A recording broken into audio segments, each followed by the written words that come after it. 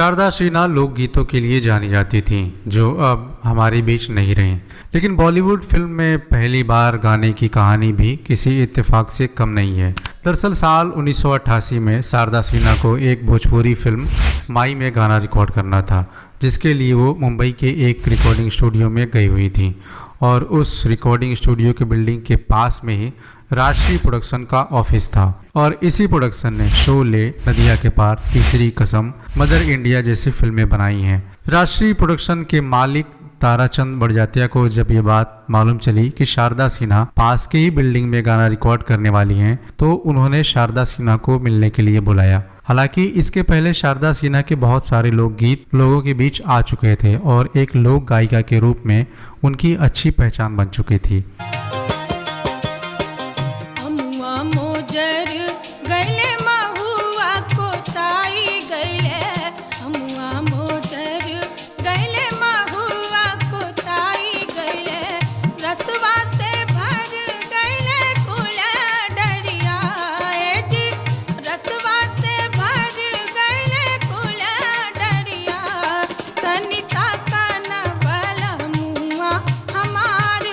उन्हीं सब लोकगीतों में से एक श्रद्धांजलि गीत ताराचंद बड़जात्या को बहुत पसंद था।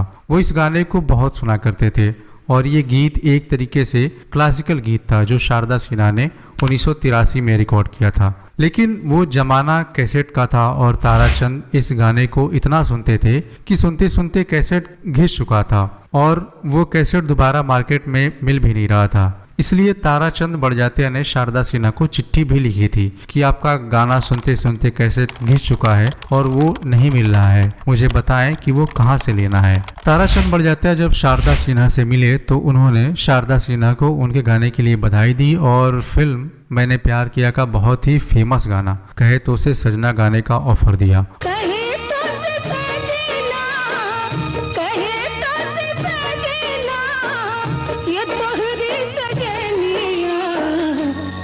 पगली है जाऊं तोहरे पलैया में, पगली है जाऊं तोहरे पलैया। और ऐसे शारदा सिन्हा को उनका पहला बॉलीवुड गीत गाने का मौका मिला। हालांकि इसके बाद भी उन्होंने कुछ फिल्मों और वेब सीरीज के लिए भी गाने गाए और इन्होंने जो भी गाने गाए वो सुपरहिट रहे।